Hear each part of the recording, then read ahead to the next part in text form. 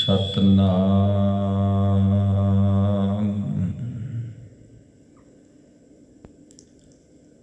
ਧੰਨ ਵਾਹਿਗੁਰੂ ਸਾਹਿਬ ਜੀਓ।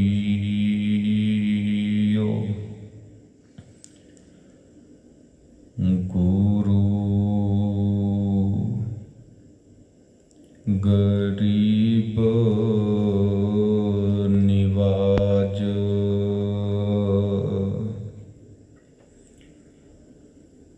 ਗੁਰ ਬਿਨ ਘੋਰ ਅੰਧਾਰ। ਗੁਰੂ ਬਿਨ ਸਮਝ ਨ ਆਵੈ,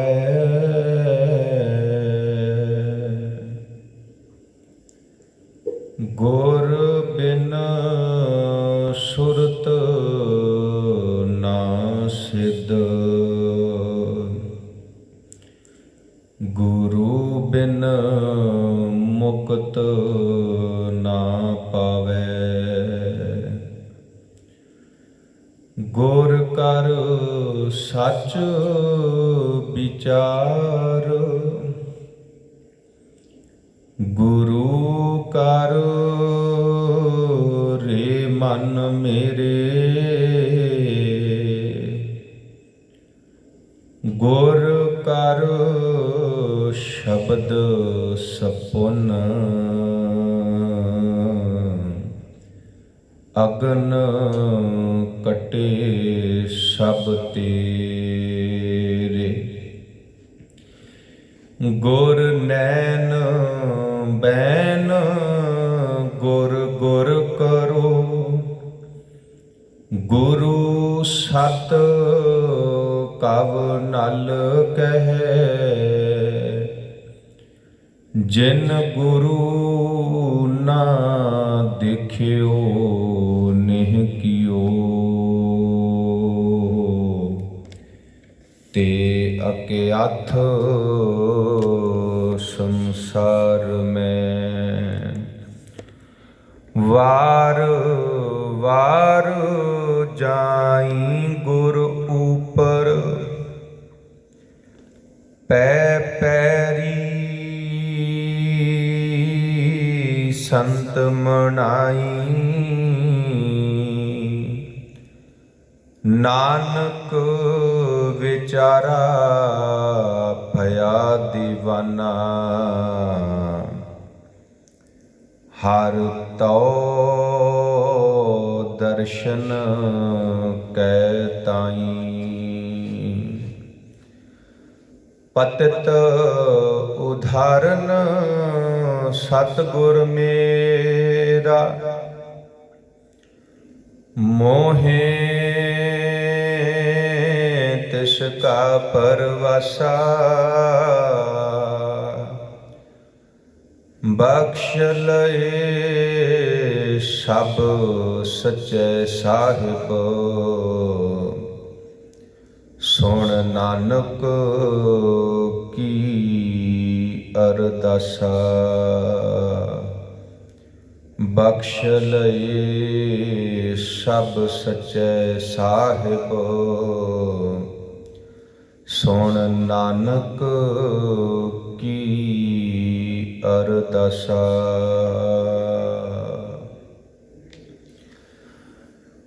ਪਰਮ ਸਤਿਕਾਰਯੋਗ ਜੁਗੋ ਜੁਗ ਅਟਲ ਚਵਰ ਛਤਰ ਤਖਤ ਦੇ ਮਾਲਕ, ਪਤਿਤ ਪਾਵਨ ਕਿਰਪਾ ਨਿਧਾਨ ਵਾਲੀਏ ਕੁਲ ਆਲਮ।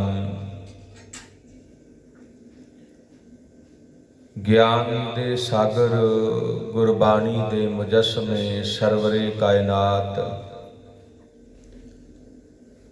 ਦੀਨ ਦੁਨੀਆ ਦੇ ਪਾਤਸ਼ਾਹ, ਦੀਨ ਦੁਨੀਆ ਦੇ ਰਹਿਬਰ, ਸਮੁੱਚੀ ਮਾਨਵਤਾ ਦੀ ਇਕਲੌਤੀ ਆਸ। ਧੰਨ ਧੰਨ ਸਾਹਿਬ ਸ਼੍ਰੀ ਗੁਰੂ ਗ੍ਰੰਥ ਸਾਹਿਬ ਸੱਚੇ ਪਾਤਸ਼ਾਹ ਮਹਾਰਾਜ ਜੀ ਦੀ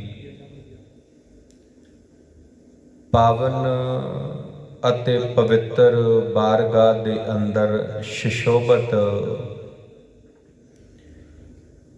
ਗੁਰੂ ਪਿਆਰੀ ਗੁਰੂ ਸਵਾਰੀ ਗੁਰੂ ਜੀ ਕਾ ਖਾਸ ਰੂਪ ਗੁਰੂ ਰੂਪ ਖਾਲਸਾ ਸਾਧ ਸੰਗਤ ਜੀ,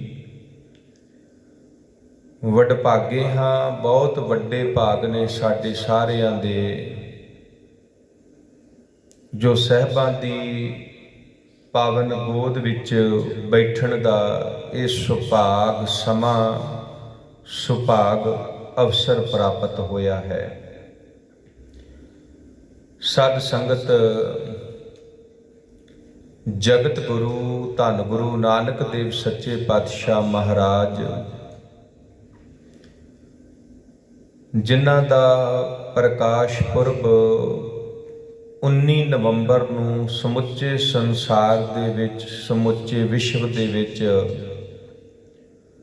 ਬਹੁਤ ਸ਼ਰਧਾ ਭਾਵਨਾ ਅਤੇ ਚੜ੍ਹਦੀ ਕਲਾ ਦੇ ਨਾਲ ਮਨਾਇਆ ਜਾ ਰਿਹਾ ਹੈ। ਸਤਿਗੁਰੂ ਪਾਤਸ਼ਾਹ ਜੀ ਦੇ ਪ੍ਰਕਾਸ਼ ਪੁਰਬ ਨੂੰ ਸਮਰਪਿਤ ਗੁਰਦੁਆਰਾ ਬੌਲੀ ਸਾਹਿਬ ਪਾਤਸ਼ਾਹੀ 10ਵੀਂ ਅੱਜ ਦਾ ਇਹ ਮਹਾਨ ਗੁਰਮਤਿ ਸਮਾਗਮ ਕਰਵਾਇਆ ਜਾ ਰਿਹਾ ਹੈ। ਆਓ ਸਾਧ ਸੰਗਤ ਕੁਝ ਸਮਾਂ ਦਾਸ ਨੇ ਆਪ ਜੀ ਦੇ ਨਾਲ ਧੰਨ ਗੁਰੂ ਨਾਨਕ ਦੇਵ ਸੱਚੇ ਪਾਤਸ਼ਾਹ ਮਹਾਰਾਜ ਜੀ ਦੇ ਜੀਵਨ ਦੀਆਂ ਬਾਤਾਂ ਪਾਉਣੀਆਂ ਨੇ। ਸਤਿਗੁਰੂ ਪਾਤਸ਼ਾਹ ਜੀ ਦੇ ਜੀਵਨ ਵਿੱਚੋਂ ਕੁਝ ਵਿਚਾਰ ਆਪ ਜੀ ਦੇ ਨਾਲ ਸਾਂਝੇ ਕਰਨੇ ਨੇ। ਬੜੇ ਪਿਆਰ ਦੇ ਨਾਲ, ਬੜੀ ਭਾਵਨਾ ਦੇ ਨਾਲ, ਬੜੀ ਇਕਾਗਰਤਾ ਦੇ ਨਾਲ ਆਪਾਂ ਗੁਰੂ ਦੀ ਗੋਦ ਵਿੱਚ ਬੈਠ ਕੇ ਵਿਚਾਰਾਂ ਸਰਵਣ ਕਰਨੀਆਂ ਨੇ। ਸਾਧ ਸੰਗਤ, ਅਕਸਰ ਮੈਂ ਇੱਕ ਬੇਨਤੀ ਕਰਦਾ ਹੁੰਨਾ ਕਿ ਕਥਾ ਵਾਸਤੇ ਇੱਕ ਮਾਹੌਲ ਚਾਹੀਦਾ ਹੈ। ਜਿੰਨਾ ਚਿਰ ਉਹ ਮਾਹੌਲ ਨਾ ਬਣੇ, ਨਾ ਤੇ ਬੋਲਣ ਵਾਲੇ ਨੂੰ ਆਨੰਦ ਆਉਂਦਾ ਏ, ਨਾ ਸੁਣਨ ਵਾਲਿਆਂ ਨੂੰ ਆਨੰਦ ਆਉਂਦਾ ਏ, ਨਾ ਬਕਤੇ ਨੂੰ ਆਨੰਦ ਆਉਂਦਾ ਏ ਤੇ ਨਾ ਸਰੋਤਿਆਂ ਨੂੰ ਆਨੰਦ ਆਉਂਦਾ ਏ। ਸੋ ਆਪਾਂ ਰਲ ਮਿਲ ਕੇ ਉਹ ਮਾਹੌਲ ਬਣਾਉਣਾ ਹੈ ਤਾਂ ਜੋ ਦਾਸ ਨੂੰ ਵੀ ਕਥਾ ਕਰਨ ਦਾ ਆਨੰਦ ਆਵੇ ਤੇ ਆਪ ਸਰਬੱਤ ਸੰਗਤਾਂ ਨੂੰ ਕਥਾ ਸਰਵਣ ਕਰਨ ਦਾ ਆਨੰਦ ਆਵੇ। ਮਹਾਰਾਜ ਕਹਿੰਦੇ ਨੇ, ਪ੍ਰਭ ਕੀ ਉਸਤਤ ਕਰੋ ਸੰਤ ਮੀਤ, ਸਾਵਧਾਨ ਇਕਾਗਰ ਚੀਤ। ਭਾਗਾਂ ਵਾਲਿਓ, ਵਿਚਾਰਾਂ ਦੀ ਪ੍ਰਾਰੰਭਤਾ ਕਰਨ ਤੋਂ ਪਹਿਲਾਂ ਦਸ਼ਮੇਸ਼ ਪਿਤਾ ਸਰਬੰਸ ਦਾਨੀ ਧੰਨ ਗੁਰੂ ਗੋਬਿੰਦ ਸਿੰਘ ਸੱਚੇ ਪਾਤਸ਼ਾਹ ਮਹਾਰਾਜ ਵੱਲੋਂ ਬਖਸ਼ਿਸ਼ ਕੀਤੀ ਹੋਈ ਫਤਿਹ ਨਾਲ ਸਾਂਝ ਪਾਈਏ ਜੀ। ਇੱਕੋ ਵਾਰੀ ਕਹਿਣ ਤੇ ਬਖਸ਼ੋ ਅਸੀਸ, ਗੱਜ ਵੱਜ ਕੇ ਆਖੋ ਜੀ, ਵਾਹਿਗੁਰੂ ਜੀ ਕਾ ਖਾਲਸਾ, ਵਾਹਿਗੁਰੂ ਜੀ ਕੀ ਫਤਿਹ। ਸਾਧ ਸੰਗਤ, ਜਦੋਂ ਆਪਾਂ ਸਾਹਿਬ ਸ੍ਰੀ ਗੁਰੂ ਗ੍ਰੰਥ ਸਾਹਿਬ ਸੱਚੇ ਪਾਤਸ਼ਾਹ ਮਹਾਰਾਜ ਜੀ ਦੀ ਪਾਵਨ ਬਾਣੀ ਪੜ੍ਹਦੇ ਹਾਂ, ਗੌੜੀ ਰਾਗ ਦੇ ਅੰਦਰ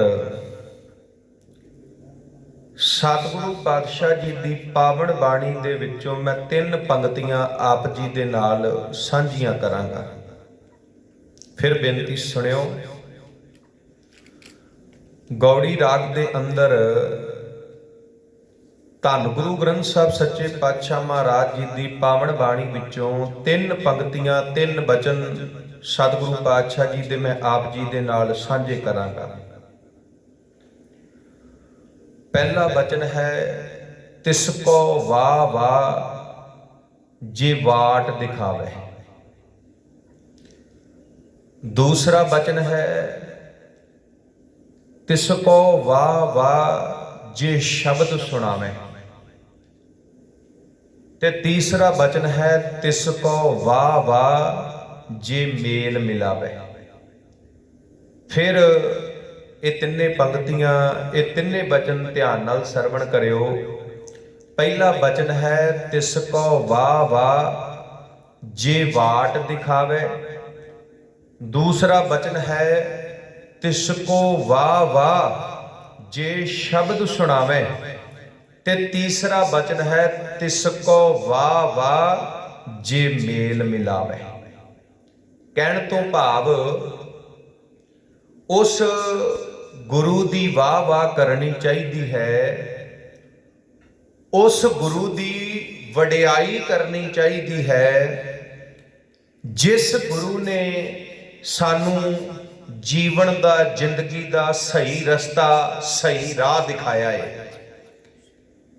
कहते उस गुरु की वाह वाह करनी चाहिए है, उस गुरु की वडियाई करनी चाहिए है, उस्तत करनी चाहिए है जिस गुरु ने सानू शब्द दे नाल जोड़िया, जिन्ने पहली बार साडे कन्नां दे विच शब्द पाया, सानू शब्द सुनाया।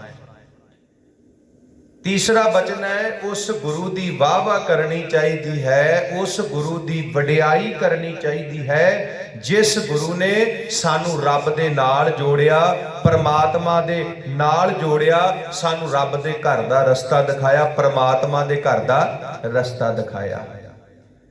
ते साध संगत तुसी बोल के दसो, सानू सब तो पहला शब्द नाल किन्ने जोड़िया? धन गुरु नानक देव सच्चे पातशाह महाराज ने। सानू जिंदगी जिउण दा सही राह, सही रस्ता किन्ने दिखाया? धन गुरु नानक देव सच्चे पातशाह महाराज ने। सानू उस रब दे घर बारे किन्ने दसिया? सानू उस रब दे, उस परमात्मा दे घर नाल किन्ने जोड़िया? धन गुरु नानक देव सच्चे पातशाह महाराज ने। ते फिर साडा फर्ज बनता है ना, असी गुरु नानक साहब महाराज दी वाह वाह करिए, असी धन गुरु नानक देव सच्चे पातशाह महाराज जी दी वडियाई करिए, सतगुरु पातशाह जी दी उस्तत करिए। आओ साध संगत, दास अगे अगे बोलेगा ते तुसी सारियां ने पिछे पिछे किरपा करनी है तां जो इत्थे आनंदमई माहौल बने ते साडा गुरु नानक देव सच्चे पातशाह महाराज दे चरनां दे विच साडी हाजरी लग सके। करो किरपा। धन है जी गुरु नानक देव जी, धन है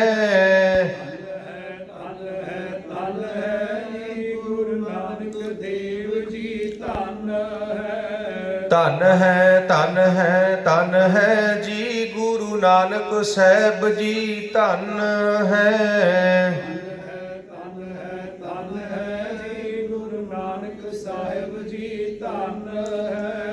ज्ञान ध्यान किछ कर्म न जाना, ज्ञान ध्यान किछ कर्म न जाना, किछ कर्म न जाना, ज्ञान ध्यान किछ कर्म न जाना। सार न जाना तेरी, सार न जाना तेरी, सार न जाना तेरी, सार न जाना तेरी। सब ते वड्डा सतगुर नानक, सब ते वड्डा सतगुर नानक,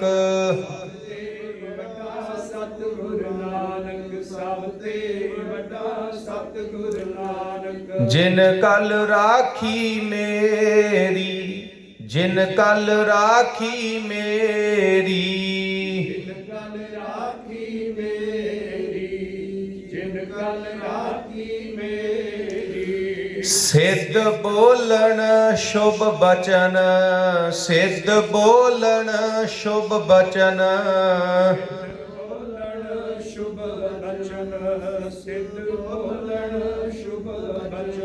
धन नानक तेरी वड्डी कमाई, धन नानक तेरी वड्डी कमाई, नानक तेरी वड्डी कमाई, धन नानक तेरी वड्डी कमाई। वड्डा पुरख प्रगटिया, वड्डा पुरख प्रगटिया,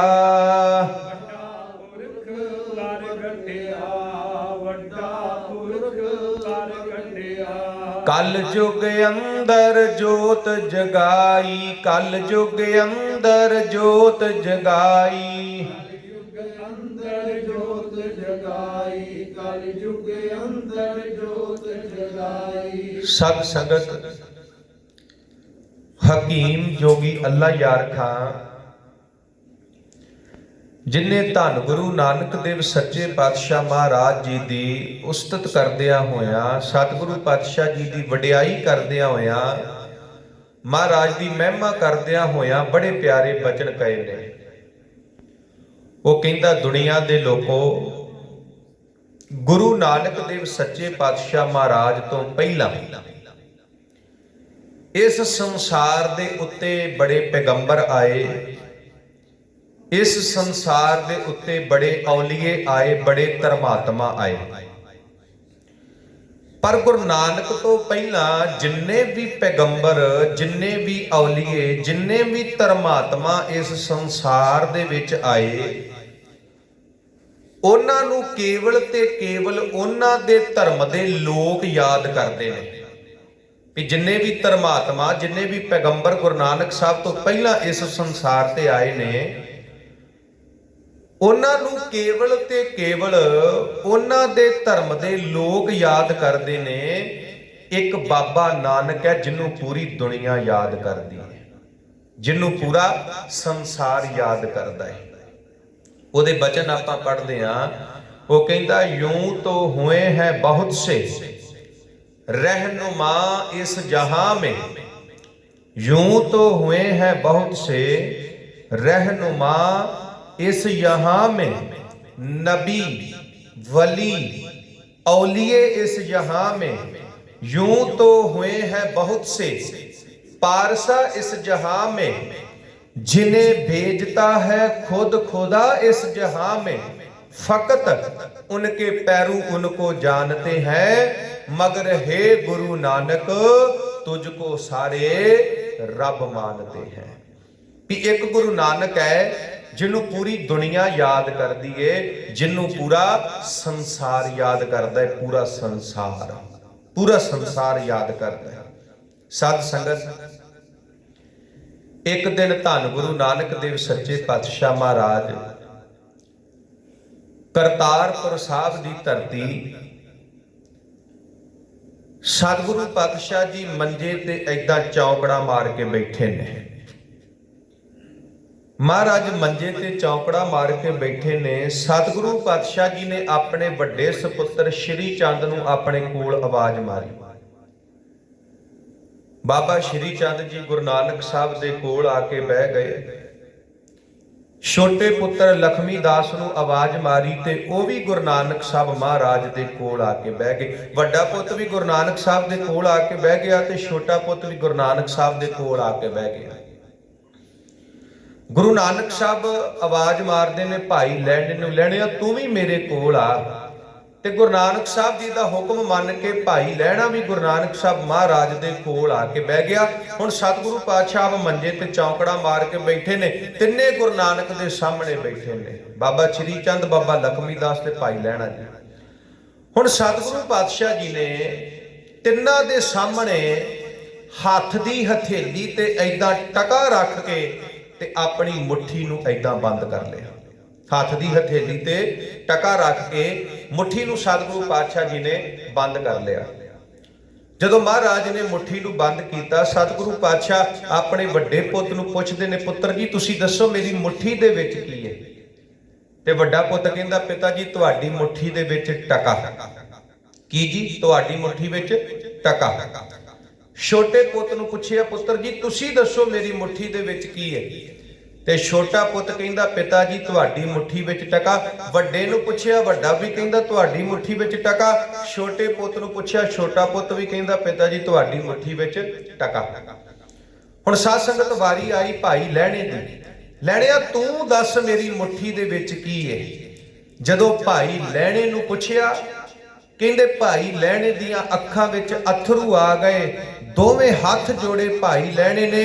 भाई लैणा गुरु नानक साहब महाराज नूं कहंदा, महाराज इन्हां नूं ते तुहाडी मुट्ठी दे विच केवल टके नज़र आ रहे ने, पर सतगुरु पातशाह जे मैनू पुछदे हो, मैनू तुहाडी मुट्ठी दे विच पूरा संसार नजर आ रहा है।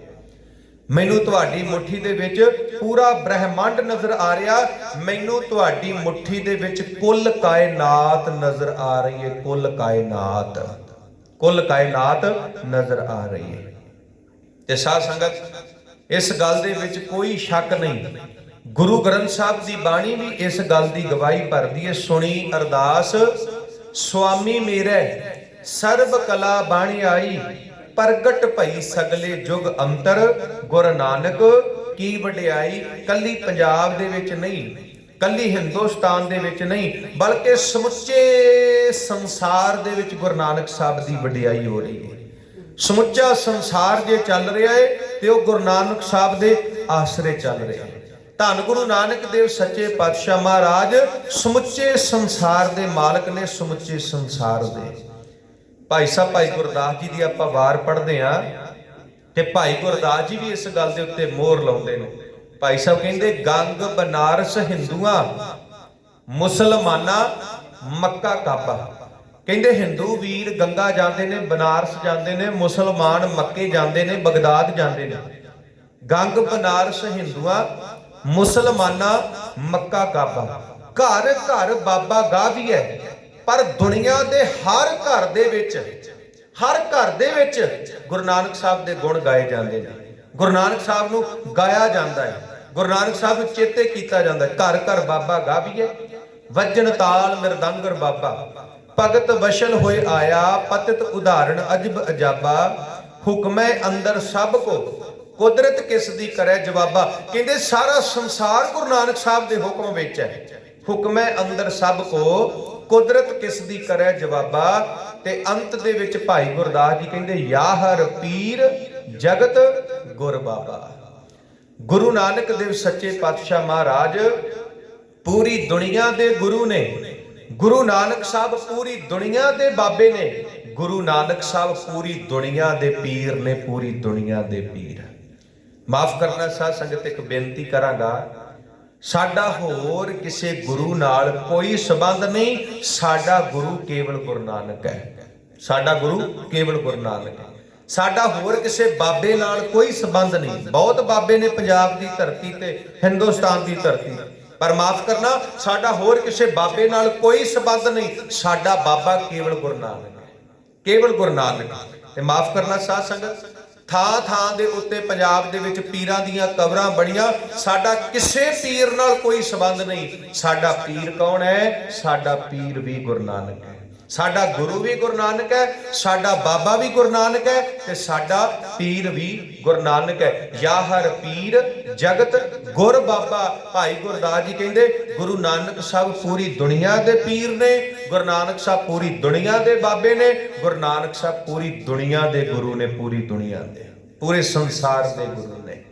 शायद इसे करके भाई नंद लाल सिंह जी कहते ने गुरु नानक आमद नारायण स्वरूप, हमाना निरंजन निरंकार रूप, हकश आफरीदा जे नूर करम, अजो आलमे राफ्यूज आतम। भाई नंद लाल सिंह कहते ने गुरु नानक देव सच्चे पातशाह महाराज आप निरंकार दा रूप ने।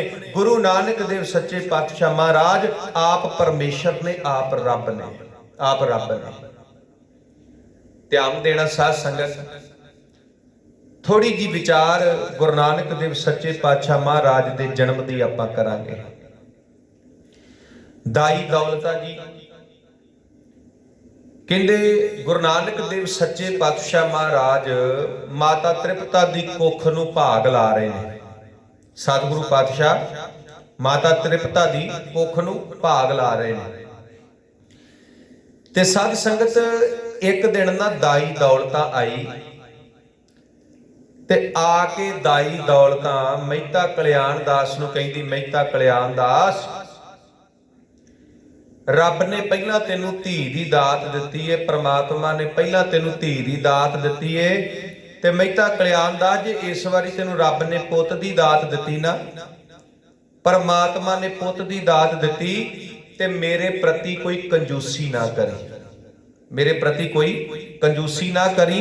दाई दौलता कहती है मेरा नाम भावें दौलता आ, ਪਰ ਮਹਿਤਾ ਕਲਿਆਣ ਦਾਸ ਮੈਂ ਹੈ ਬਹੁਤ ਗਰੀਬ, ਮੈਂ ਹੈ ਬਹੁਤ ਗਰੀਬ। ਤੇ ਪਹਿਲਾਂ ਤੈਨੂੰ ਰੱਬ ਨੇ ਧੀ ਦਿੱਤੀ ਏ, ਜੇ ਇਸ ਵਾਰੀ ਤੈਨੂੰ ਰੱਬ ਨੇ ਪੁੱਤ ਦਿੱਤਾ, ਜੇ ਪ੍ਰਮਾਤਮਾ ਨੇ ਪੁੱਤ ਦਿੱਤਾ, ਤੇ ਮੇਰੇ ਪ੍ਰਤੀ ਕੋਈ ਕੰਜੂਸੀ ਨਾ ਕਰੀ, ਮੈਨੂੰ ਖੁੱਲਾ ਧਨ ਦੌਲਤ ਦਈ, ਖੁੱਲਾ ਧਨ ਦੌਲਤ, ਖੁੱਲਾ ਧਨ ਦੌਲਤ ਦਈ। ਤੇ ਮਹਿਤਾ ਕਲਿਆਣ ਦਾਸ ਕਹਿੰਦਾ ਦਾਈ ਦੌਲਤਾਂ, ਮੈਂ ਤੇਰੇ ਨਾਲ ਵਾਅਦਾ ਕਰਦਾ ਆ, ਮੈਂ ਤੇਰੇ ਨਾਲ ਵਾਅਦਾ ਕਰਦਾ ਆ, ਜੇ ਰੱਬ ਨੇ ਮੈਨੂੰ ਪੁੱਤ ਦੀ ਦਾਤ ਦੇ ਦਿੱਤੀ, ਜੇ ਪ੍ਰਮਾਤਮਾ ਨੇ ਪੁੱਤ ਦੀ ਦਾਤ ਦੇ ਦਿੱਤੀ, ਇੰਨੀ ਕੁ ਧਨ ਦੌਲਤ ਮੈਂ ਤੇਰੇ ਪੈਰਾਂ ਵਿੱਚ ਢੇਰੀ ਕਰ ਦਵਾਂਗਾ ਕਿ ਤੈਨੂੰ ਸਾਰੀ ਜ਼ਿੰਦਗੀ ਮੰਗਣ ਦੀ ਲੋੜ ਨਹੀਂ ਪੈਣੀ, ਤੈਨੂੰ ਸਾਰੀ ਜ਼ਿੰਦਗੀ ਮੰਗਣ ਦੀ ਲੋੜ ਨਹੀਂ ਪੈਣੀ। ਵੇਖੋ ਸਾਧ ਸੰਗਤ, ਹਰ ਇੱਕ ਪਤੀ ਪਤਨੀ ਦੇ ਮਨ ਦੀ ਇਹ ਖੁਆਇਸ਼ ਹੁੰਦੀ ਏ ਕਿ ਜੇ ਰੱਬ ਨੇ ਪਹਿਲਾਂ ਧੀ ਦੀ ਦਾਤ ਦਿੱਤੀ ਹੈ ਤੇ ਪਰਮਾਤਮਾ ਫਿਰ ਪੁੱਤ ਦੀ ਦਾਤ ਦੇ ਦੇਵੇ, ਤੇ ਜੇ ਰੱਬ ਨੇ ਪੁੱਤ ਦੀ ਦਾਤ ਦਿੱਤੀ ਏ ਤੇ ਪਰਮਾਤਮਾ ਬਾਅਦ ਵਿੱਚ ਧੀ ਦੀ ਦਾਤ ਦੇ ਦੇਵੇ, ਤਾਂ ਜੋ ਪਰਿਵਾਰ ਕੰਪਲੀਟ ਹੋ ਜਾਵੇ, ਫੈਮਿਲੀ ਕੰਪਲੀਟ ਹੋ ਜਾਵੇ। ਭਾਗਾਂ ਵਾਲਿਓ, ਪੁੱਤ ਵੀ ਜ਼ਰੂਰੀ ਹੈ, ਧੀ ਵੀ ਜ਼ਰੂਰੀ ਹੈ। ਜੇ ਰੱਬ ਨੇ ਪੁੱਤ ਦੀ ਦਾਤ ਦਿੱਤੀ ਤੇ ਤਾਂ ਵੀ ਰੱਬ ਦਾ ਸ਼ੁਕਰਾਨਾ ਕਰਨਾ ਹੈ, ਪਰਮਾਤਮਾ ਦਾ ਸ਼ੁਕਰਾਨਾ ਕਰਨਾ ਹੈ। ਜੇ ਰੱਬ ਨੇ ਕੱਲੀ ਧੀ ਦੀ ਦਾਤ ਦਿੱਤੀ ਹੈ ਤੇ ਤਾਂ ਵੀ ਰੱਬ ਦਾ ਸ਼ੁਕਰਾਨਾ ਕਰਨਾ ਹੈ। ਤੇ ਇੱਕ ਗੱਲ ਚੇਤੇ ਰੱਖਿਓ, ਜੇ ਸਾਰੀ ਜ਼ਿੰਦਗੀ ਨਹੀਂ ਨਾ ਰੱਬ ਨੇ ਕੁਝ ਦਿੱਤਾ ਤਾਂ ਵੀ ਰੱਬ ਨਾਲ ਗਿਲਾ ਨਹੀਂ ਕਰਨਾ, ਰੱਬ ਨੂੰ ਮਿਹਣਾ ਨਹੀਂ ਮਾਰਨਾ, ਤਾਂ ਵੀ ਰੱਬ ਦਾ ਹੀ ਸ਼ੁਕਰਾਨਾ ਕਰਨਾ ਹੈ, ਤਾਂ ਵੀ ਪਰਮਾਤਮਾ ਦਾ ਹੀ ਸ਼ੁਕਰਾਨਾ ਕਰਨਾ ਹੈ। ਫਿਰ ਬੇਨਤੀ ਸਰਵਣ ਕਰਿਓ, ਪੁੱਤ ਵੀ ਸਤਿਕਾਰਯੋਗ ਹੈ, ਧੀ ਵੀ ਸਤਿਕਾਰਯੋਗ ਹੈ। ਪੁੱਤ ਦੇ ਜਨਮ, ਜਦੋਂ ਪੁੱਤ ਜਨਮ ਲੈਂਦਾ ਉਦੋਂ ਵੀ ਖੁਸ਼ੀ ਮਨਾਓ, ਜਦੋਂ ਧੀ ਦਾ ਜਨਮ ਹੁੰਦਾ ਉਦੋਂ ਵੀ ਖੁਸ਼ੀ ਮਨਾਓ। ਤੇ ਮੈਂ ਬੇਨਤੀ ਕਰਾਂ, ਜੇ ਪੁੱਤਰ ਰੱਬ ਨੇ ਪੁੱਤਰ ਦਿੱਤਾ ਹੈ, ਵਾਹਿਗੁਰੂ ਨੇ ਪੁੱਤਰ ਦਿੱਤਾ ਹੈ, ਤੇ ਤਾਂ ਵੀ ਰੱਬ ਦਾ ਸ਼ੁਕਰਾਨਾ ਕਰਨਾ। ਤੇ ਜੇ ਰੱਬ ਨੇ ਧੀ ਦੀ ਦਾਤ ਦਿੱਤੀ ਤੇ ਤਾਂ ਵੀ ਰੱਬ ਦਾ ਸ਼ੁਕਰਾਨਾ ਕਰਨਾ। ਤੇ ਜੇ ਸਾਰੀ ਜ਼ਿੰਦਗੀ ਨਹੀਂ ਕੁਝ ਮਿਲਿਆ ਤੇ ਤਾਂ ਵੀ ਰੱਬ ਦਾ ਸ਼ੁਕਰਾਨਾ ਕਰਨਾ, ਤਾਂ ਵੀ ਪਰਮਾਤਮਾ ਦਾ ਸ਼ੁਕਰਾਨਾ ਕਰਨਾ। ਰੱਬ ਨੂੰ ਕੋਈ ਮਿਹਣਾ ਨਹੀਂ ਮਾਰਨਾ, ਰੱਬ ਨਾਲ ਕੋਈ ਗਿਲਾ ਨਹੀਂ ਕਰਨਾ। ਇਹ ਸੋਚ ਲੈਣਾ ਕਿ ਜੇ ਰੱਬ ਨੇ ਸਾਨੂੰ ਸਾਰੀ ਜ਼ਿੰਦਗੀ ਧੀ ਪੁੱਤ ਨਹੀਂ ਦਿੱਤਾ ਤੇ ਹੋ ਸਕਦਾ ਹੈ ਇਹਦੇ ਵਿੱਚ ਕੋਈ ਸਾਡਾ ਭਲਾ ਹੀ ਹੋਵੇ, ਇਹਦੇ ਵਿੱਚ ਕੋਈ ਸਾਡਾ ਭਲਾ ਹੀ ਹੋਵੇ। ਕਿਉਂਕਿ ਜਿਹੜਾ ਰੱਬ ਹੈ, ਜਿਹੜਾ ਪਰਮਾਤਮਾ ਹੈ, ਉਹ ਹਰ ਕਿਸੇ ਨਾਲ, ਸਤਿਗੁਰ ਸਭਨਾਂ ਦਾ ਭਲਾ ਮਨਾਇਦਾ, ਇਸ ਦਾ ਬੁਰਾ ਕਿਉਂ ਹੋਏ। ਰੱਬ ਸਾਰਿਆਂ ਦਾ ਭਲਾ ਮੰਗਦਾ ਹੈ, ਪਰਮਾਤਮਾ ਸਾਰਿਆਂ ਦਾ ਭਲਾ ਕਰਦਾ ਹੈ, ਵਾਹਿਗੁਰੂ ਸਾਰਿਆਂ ਦਾ ਭਲਾ ਕਰਦਾ ਹੈ। ਮਹਿਤਾ ਕਲਿਆਣ ਦਾਸ ਕਹਿੰਦਾ ਦਾਈ ਦੌਲਤਾਂ, ਜੇ ਰੱਬ ਨੇ ਪੁੱਤ ਦੀ ਦਾਤ ਦਿੱਤੀ, ਪਰਮਾਤਮਾ ਨੇ ਪੁੱਤ ਦੀ ਦਾਤ ਦਿੱਤੀ, ਤੇ ਤੂੰ ਡਰ ਨਾ, ਘਬਰਾ ਨਾ, ਇੰਨੀ ਕੁ ਧਨ ਦੌਲਤ ਤੇਰੇ ਪੈਰਾਂ ਵਿੱਚ ਢੇਰੀ ਕਰ ਦੇਵਾਂਗਾ, ਤੈਨੂੰ ਸਾਰੀ ਜ਼ਿੰਦਗੀ ਮੰਗਣ ਦੀ ਲੋੜ ਨਹੀਂ ਪੈਣੀ। ਦਾਈ ਦੌਲਤਾਂ ਬਹੁਤ ਖੁਸ਼ ਹੋਈ। ਹੁਣ ਸਾਧ ਸੰਗਤ, ਦਾਈ ਦੌਲਤਾਂ ਆਪ ਅਰਦਾਸਾਂ ਕਰਦੀ ਹੈ ਰੱਬ ਦੇ ਚਰਨਾਂ ਵਿੱਚ, ਪਰਮਾਤਮਾ ਦੇ ਚਰਨਾਂ ਵਿੱਚ, ਕਿ ਸਤਿਗੁਰੂ ਪਾਤਸ਼ਾਹ ਮਹਿਤਾ ਕਲਿਆਣ ਦਾਸ ਨੂੰ ਪੁੱਤਰ ਦੀ ਦਾਤ ਦੇਈ। ਚਲੋ ਸਾਧ ਸੰਗਤ, ਉਹ ਭਾਗਾਂ ਵਾਲਾ ਦਿਨ ਆਇਆ 15 ਅਪ੍ਰੈਲ 1469।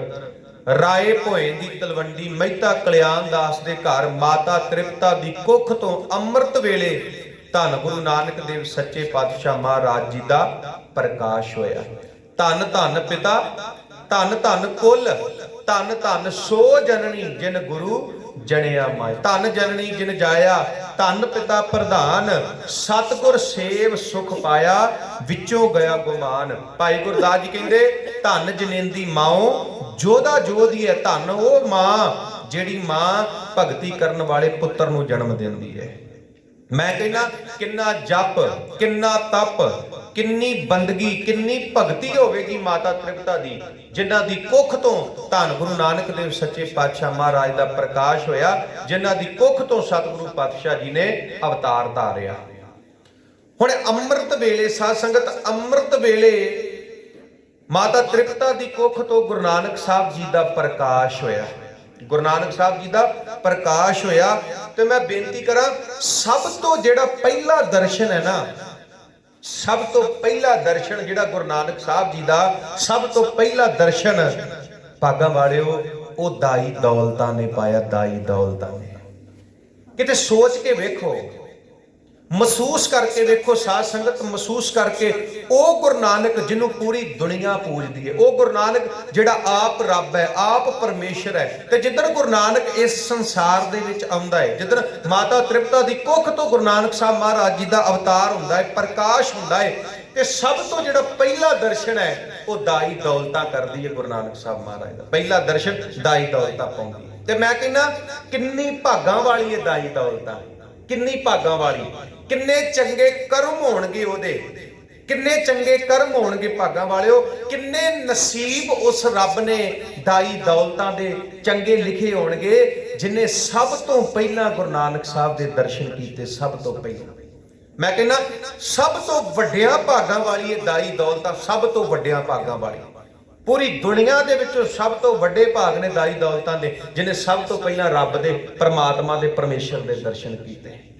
ਭਾਗਾਂ ਵਾਲਿਓ, ਗੁਰੂ ਨਾਨਕ ਸਾਹਿਬ ਜੀ ਦਾ ਪ੍ਰਕਾਸ਼ ਹੋਇਆ, ਦਾਈ ਦੌਲਤਾਂ ਨੇ ਸਤਿਗੁਰੂ ਪਾਤਸ਼ਾਹ ਜੀ ਦਾ ਦਰਸ਼ਨ ਪਾਇਆ, ਤੇ ਕਹਿੰਦੇ ਨੇ ਦਾਈ ਦੌਲਤਾਂ ਉਸ ਕਮਰੇ ਵਿੱਚੋਂ ਬਾਹਰ ਆਈ। ਬਾਹਰ ਆਉਣ ਸਾਰ ਦਾਈ ਦੌਲਤਾਂ ਨੇ ਮਹਿਤਾ ਕਲਿਆਣ ਦਾਸ ਨੂੰ ਵਧਾਈਆਂ ਦੇਣੀਆਂ ਸ਼ੁਰੂ ਕਰ ਦਿੱਤੀਆਂ ਕਿ ਮਹਿਤਾ ਕਲਿਆਣ ਦਾਸ ਤੈਨੂੰ ਵਧਾਈਆਂ ਹੋਣ, ਮਹਿਤਾ ਕਲਿਆਣ ਦਾਸ ਤੈਨੂੰ ਵਧਾਈਆਂ ਹੋਣ, ਰੱਬ ਨੇ ਤੈਨੂੰ ਪੁੱਤਰ ਦੀ ਦਾਤ ਦਿੱਤੀ ਹੈ, ਪਰਮਾਤਮਾ ਨੇ ਤੈਨੂੰ ਪੁੱਤਰ ਦੀ ਦਾਤ ਦਿੱਤੀ ਹੈ। ਤੇ ਮਹਿਤਾ ਕਲਿਆਣ ਦਾਸ ਜੀ ਬੜੇ ਖੁਸ਼ ਹੋਏ ਕਿ ਸੁਭਾਵਕ ਹੈ, ਸਾਡੇ ਘਰ ਧੀ ਪੁੱਤ ਦਾ ਜਨਮ ਹੋਵੇ ਤਾਂ ਸਾਨੂੰ ਕਿੰਨੀ ਖੁਸ਼ੀ ਹੁੰਦੀ ਹੈ, ਕਿੰਨੀਆਂ ਖੁਸ਼ੀਆਂ ਅਸੀਂ ਮਨਾਉਂਦੇ ਹਾਂ। ਤੇ ਇਸੇ ਤਰ੍ਹਾਂ ਜਦੋਂ ਗੁਰੂ ਨਾਨਕ ਸਾਹਿਬ ਜੀ ਦਾ ਪ੍ਰਕਾਸ਼ ਹੋਇਆ, ਮਹਿਤਾ ਕਲਿਆਣ ਦਾਸ ਨੂੰ ਜਦੋਂ ਖਬਰ ਦੱਸੀ ਦਾਈ ਦੌਲਤਾਂ ਨੇ ਵੀ ਤੁਹਾਨੂੰ ਵਧਾਈਆਂ, ਹੁਣ ਰੱਬ ਨੇ ਪੁੱਤ ਦਿੱਤਾ ਹੈ, ਤੇ ਮਹਿਤਾ ਕਲਿਆਣ ਦਾਸ ਜੀ ਬੜੇ ਖੁਸ਼ ਹੋਏ, ਬਹੁਤ ਖੁਸ਼ ਹੋਏ।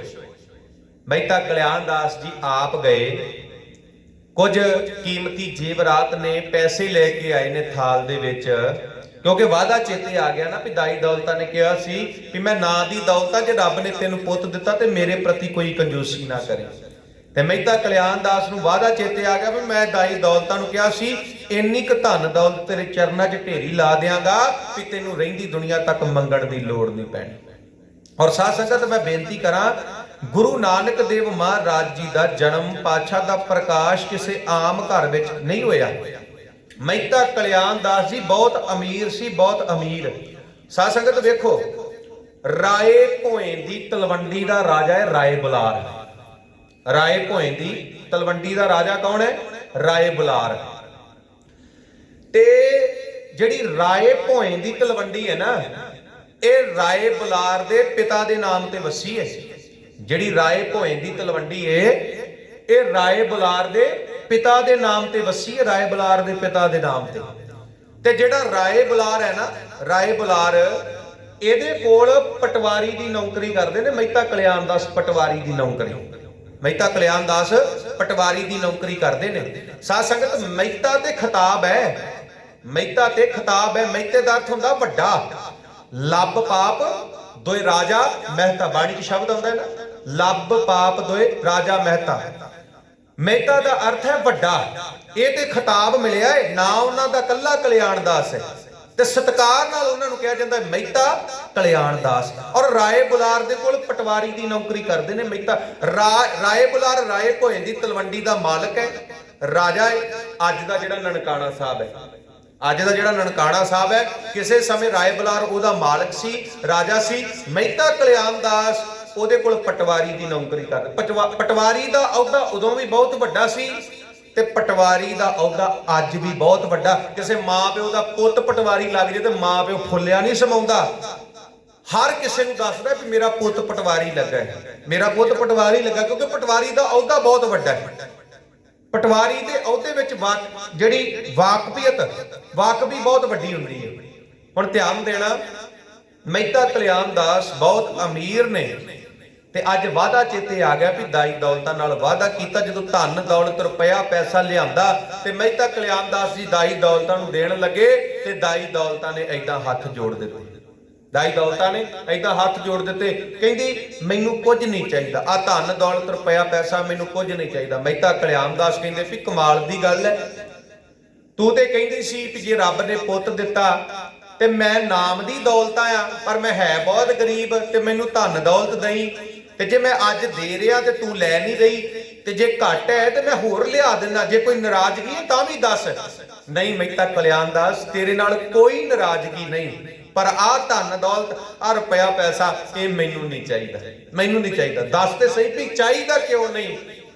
ਦਾਈ ਦੌਲਤਾਂ ਕਹਿੰਦੀ ਹੈ ਮਹਿਤਾ ਕਲਿਆਣ ਦਾਸ, ਅੱਜ ਜਦੋਂ ਅੰਮ੍ਰਿਤ ਵੇਲੇ ਤੇਰੇ ਪੁੱਤਰ ਦਾ ਪ੍ਰਕਾਸ਼ ਹੋਇਆ ਨਾ, ਤੇਰੇ ਪੁੱਤਰ ਦਾ ਪ੍ਰਕਾਸ਼ ਹੋਇਆ, ਤੇਰੇ ਪੁੱਤ ਦਾ ਪ੍ਰਕਾਸ਼ ਹੋਇਆ, ਤੇਰੇ ਪੁੱਤ ਦੇ ਚਿਹਰੇ ਦੇ ਦਰਸ਼ਨ ਕਰਕੇ ਅੱਜ ਦਾਈ ਦੌਲਤਾਂ ਨੂੰ ਉਹ ਦੌਲਤ ਮਿਲੀ ਏ ਜਿਹੜੀ ਦੌਲਤ ਰਹਿੰਦੀ ਦੁਨੀਆ ਤੱਕ ਮੇਰੇ ਨਾਲ ਰਹਿਣੀ ਹੈ, ਜਿਹੜੀ ਦੌਲਤ ਰਹਿੰਦੀ ਦੁਨੀਆ ਤੱਕ ਮੇਰੇ ਨਾਲ ਰਹਿਣੀ ਹੈ।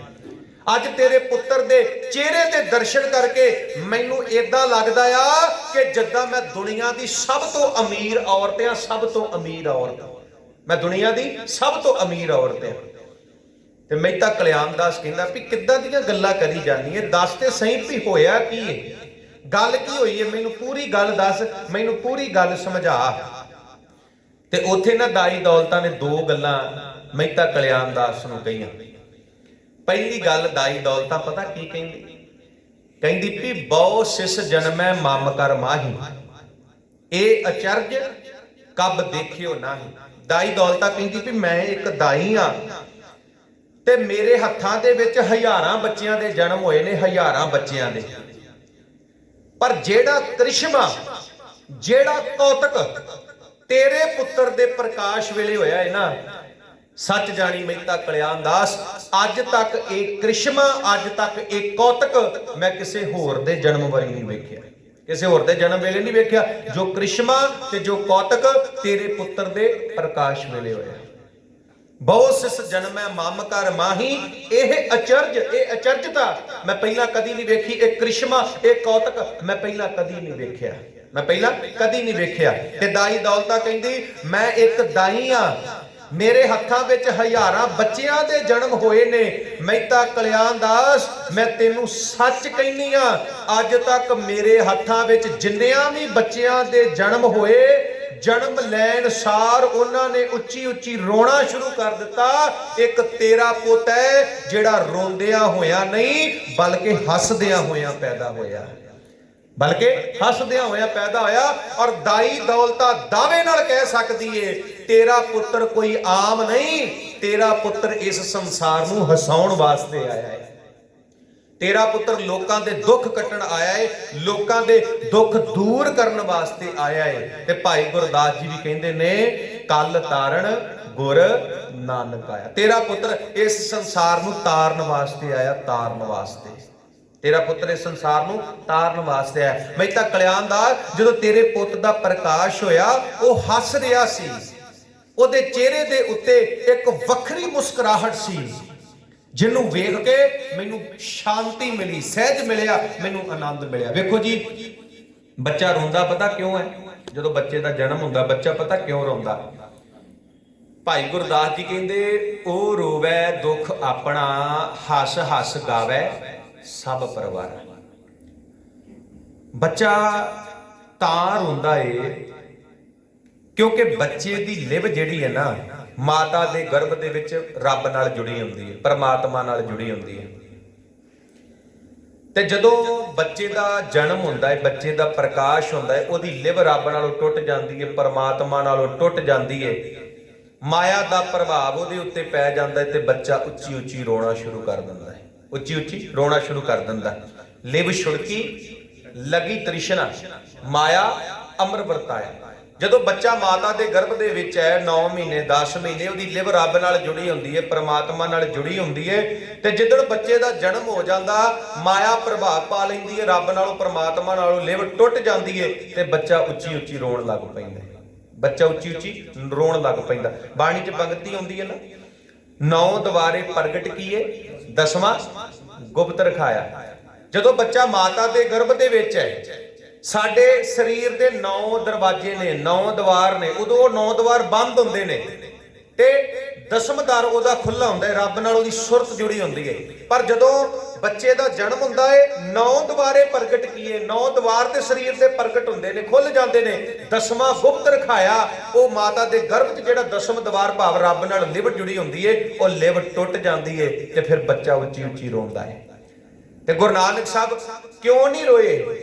ਗੁਰੂ ਨਾਨਕ ਸਾਹਿਬ ਜਦੋਂ ਉਹਨਾਂ ਦਾ ਪ੍ਰਕਾਸ਼ ਹੈ, ਮਹਾਰਾਜ ਹੱਸ ਰਹੇ ਨੇ, ਮਹਾਰਾਜ ਮੁਸਕਰਾ ਰਹੇ ਨੇ। ਕਿਉਂ? ਕਿਉਂਕਿ ਗੁਰੂ ਨਾਨਕ ਸਾਹਿਬ ਆਪ ਰੱਬ ਸੀ, ਆਪ ਪਰਮਾਤਮਾ ਦਾ ਰੂਪ ਸੀ, ਆਪ ਨਾਰਾਇਣ ਕਲਾ ਧਾਰ ਜਗ ਮੈਂ ਪਰਵਰਿਓ। ਦੂਸਰੀ ਗੱਲ ਕੀਤੀ, ਪਹਿਲੀ ਗੱਲ ਕੀਤੀ ਵੀ ਜਦੋਂ ਤੇਰੇ ਪੁੱਤ ਦਾ ਜਿਹੜਾ ਪ੍ਰਕਾਸ਼ ਹੋਇਆ ਤੇ ਤੇਰਾ ਪੁੱਤਰ ਰੋਂਦਿਆਂ ਹੋਇਆ ਨਹੀਂ ਬਲਕਿ ਹੱਸਦਿਆਂ ਹੋਇਆ ਪੈਦਾ ਹੋਇਆ, ਤੇਰੇ ਪੁੱਤ ਦਾ ਪ੍ਰਕਾਸ਼ ਹੱਸਦਿਆਂ। ਦੂਸਰੀ ਗੱਲ ਦਾਈ ਦੌਲਤਾਂ ਕਰਦੀ ਏ ਵੀ ਮਹਿਤਾ ਕਲਿਆਣ ਦਾਸ, ਜਿਸ ਕਮਰੇ ਵਿੱਚ ਤੇਰੇ ਪੁੱਤਰ ਦਾ ਪ੍ਰਕਾਸ਼ ਹੋਇਆ ਉਸ ਕਮਰੇ ਦੇ ਵਿੱਚ ਅਸ਼ਟਮੂਈ ਭਾਵ 8 ਮੂੰਹਾਂ ਵਾਲਾ ਦੀਵਾ ਬਲ ਰਿਹਾ ਸੀ। 8 ਮੂੰਹਾਂ ਵਾਲਾ ਦੀਵਾ ਬਲ ਰਿਹਾ ਸੀ। ਅੱਜ ਤੇ ਸਾਇੰਸ ਨੇ ਬੜੀ ਤਰੱਕੀ ਕਰ ਲਈ, ਇੱਕ ਸਵਿਚ ਆਨ ਕਰੋ ਤੇ ਭਾਵੇਂ ਜਿੱਡਾ ਮਰਜ਼ੀ ਵੱਡਾ ਹਾਲ ਹੈ, ਚਾਨਣੀ ਚਾਨਣ ਹੋ ਜਾਂਦਾ ਹੈ। ਪਰ ਪਹਿਲੀਆਂ ਸਮਿਆਂ ਦੇ ਵਿੱਚ ਦੀਵੇ ਬਾਲੇ ਜਾਂਦੇ ਸੀ। ਅੱਜ ਤੇ ਦੀਵੇ ਬਹੁਤ ਛੋਟੇ ਨੇ। ਜੇ ਅੱਜ ਤੋਂ ਆਪਾਂ 100 150 200 ਸਾਲ ਪਿੱਛੇ ਚਲੇ ਜਾਈਏ ਤੇ ਸਾਧ ਸੰਗਤ ਐਡੇ ਐਡੇ ਦੀਵੇ ਹੁੰਦੇ ਸੀ, ਐਡੇ ਐਡੇ ਦੀਵੇ।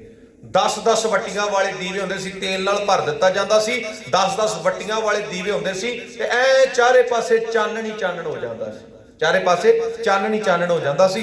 ਤੇ ਦਾਈ ਦੌਲਤਾ ਕਹਿੰਦੀ ਜਿਸ ਕਮਰੇ 'ਚ ਤੇਰੇ ਪੁੱਤ ਦਾ ਪ੍ਰਕਾਸ਼ ਹੋਇਆ ਉਸ ਕਮਰੇ ਵਿੱਚ 8 ਮੂੰਹਾਂ ਵਾਲਾ ਦੀਵਾ ਬਲ ਰਿਹਾ ਸੀ, 8 ਮੂੰਹਾਂ ਵਾਲਾ ਦੀਵਾ।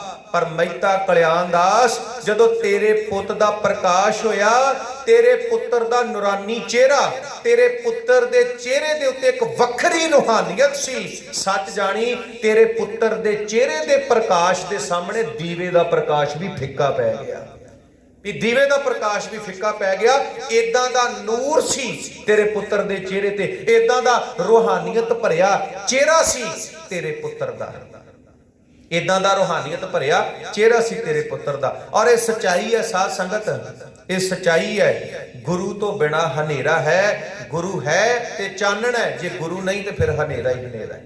ਪੜੋ ਪਾਵਨ ਬਾਣੀ, ਜੇ ਸੋ ਚੰਦਾ ਉਗਵੈ ਸੂਰਜ ਚੜ੍ਹੇ ਹਜ਼ਾਰ, ਏਤੇ ਚਾਨਣ ਹੁੰਦਿਆਂ ਗੁਰ ਬਿਨ ਘੋਰ ਅੰਧਾਰ। ਦੀਵਾ ਬਲੈ ਅੰਧੇਰਾ ਜਾਏ, ਵੇਦ ਪਾਠ ਮਤ ਪਾਪਾਂ ਖਾਏ, ਉਗਵੈ ਸੂਰ ਨਾ ਜਾਪੈ ਚੰਦ, ਜਿਹ ਗਿਆਨ ਪ੍ਰਗਾਸ ਅਗਿਆਨ ਮਿਟਾ ਮਿਟਾ। ਜਿੱਥੇ ਗਿਆਨ ਦਾ ਪ੍ਰਕਾਸ਼ ਹੋ ਜਾਂਦਾ ਹੈ ਤੇ ਗੁਰੂ ਗਿਆਨ ਹੈ, ਜਿੱਥੇ ਗਿਆਨ ਦਾ ਪ੍ਰਕਾਸ਼ ਹੋ ਜਾਂਦਾ ਉੱਥੋਂ ਅਗਿਆਨਤਾ ਜਿਹੜੀ ਹੈ ਉਹ ਖਤਮ ਹੋ ਜਾਂਦੀ ਹੈ, ਉੱਥੇ ਅਗਿਆਨਤਾ ਜਿਹੜੀ ਹੈ ਖਤਮ ਹੋ ਜਾਂਦੀ। ਇਸੇ ਕਰਕੇ ਮਹਾਰਾਜ ਕਹਿੰਦੇ ਗੁਰ ਬਿਨ ਘੋਰ ਅੰਧਾਰ, ਗੁਰੂ ਬਿਨ ਸਮਝ ਨਾ ਆਵੇ, ਗੁਰ ਬਿਨ ਸੁਰਤ ਨ ਸਿੱਧ, ਗੁਰੂ ਬਿਨ ਮੁਕਤ ਨ ਪਾਵੇ। ਗੁਰ ਕਰ ਸੱਚ ਵਿਚਾਰ, ਗੁਰੂ ਕਰ ਰੇ ਮਨ ਮੇਰੇ, ਗੁਰ ਕਰ ਸ਼ਬਦ ਸਪੁਨ ਅਗਨ ਕਟੇ ਸਭ ਤੇਰੇ। ਗੁਰ ਨੈਣ ਬੈਨ ਗੁਰ ਗੁਰ ਕਰੋ, ਗੁਰੂ ਸਤ ਕਵ ਨਲ ਕਹਿ, ਜਿਨ ਗੁਰੂ ਨਾ ਦੇਖਿਓ ਨਹਿ ਕੀਓ ਤੇ ਅਕਿਆਥ ਸੰਸਾਰ ਮੈਂ। ਔਰ ਭਾਈ ਗੁਰਦਾਸ ਜੀ ਨੂੰ ਬਕਾਇਦਾ ਲਿਖਣਾ ਪਿਆ, ਸਤਿਗੁਰ ਨਾਨਕ ਪ੍ਰਗਟਿਆ ਮਿਟੀ ਧੁੰਦ ਜਗ ਚਾਨਣ ਹੋਆ, ਜਿਉ ਕਰ ਸੂਰਜ ਨਿਕਲਿਆ ਤਾਰੇ ਛਪੇ ਅੰਧੇਰ ਪਲੋਆ। ਸਿੰਘ ਬੁਕੇ ਮਿਰਗਾਵਲੀ ਭੰਨੀ ਜਾਏ ਨਾ ਧੀਰ ਧਰੋਆ, ਜਿੱਥੇ ਬਾਬਾ ਪੈਰ ਧਰੇ ਪੂਜਾ ਆਸਣ ਥਾਪਣ ਸੋਆ। ਸਿੱਧ ਆਸਣ ਸਭ ਜਗਤ ਦੇ, ਨਾਨਕ ਆਦ ਮਤੇ ਜੇ ਕੋਆ, ਗੁਰਮੁਖ ਕਲ ਵਿੱਚ ਪ੍ਰਗਟ ਹੋਆ। ਧਿਆਨ ਦੇਣਾ ਸਾਧ ਸੰਗਤ, ਕੇਵਲ 10 ਮਿੰਟ ਦਾਸ ਦੇ ਬਾਕੀ ਨੇ। ਆ ਜਿਹੜੀ ਮੈਂ ਬੇਨਤੀ ਕਰਨ ਲੱਗਾ ਇਹਨੂੰ ਥੋੜਾ ਜਿਹਾ ਧਿਆਨ ਦੇ ਕੇ ਸਮਝਣ ਦਾ ਯਤਨ ਕਰਿਓ।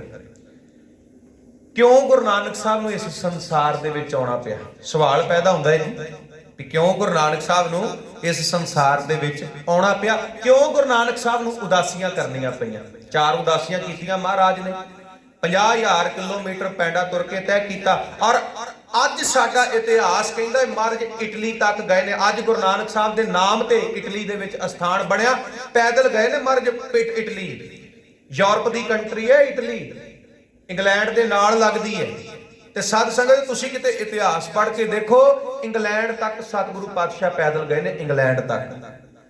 ਔਰ ਸਾਨੂੰ ਇਤਿਹਾਸ ਦੇ ਵਿੱਚ ਜਿਹੜੇ ਇਹ ਸਰੋਤ ਮਿਲਦੇ ਨੇ, ਬਕਾਇਦਾ ਇਤਿਹਾਸ ਵਿੱਚ ਇਹ ਲਿਖਿਆ ਹੋਇਆ ਹੈ ਕਿ ਸਤਿਗੁਰੂ ਪਾਤਸ਼ਾਹ ਜਦੋਂ ਆਪਣੀ ਤੀਸਰੀ ਉਦਾਸੀ 'ਚ ਜਾਂਦੇ ਨੇ ਨਾ, ਮੱਕਾ ਮਦੀਨਾ ਬਗਦਾਦ, ਉਦੋਂ ਮਹਾਰਾਜ ਇਟਲੀ ਤੱਕ ਗਏ ਨੇ, ਇਟਲੀ ਤੱਕ।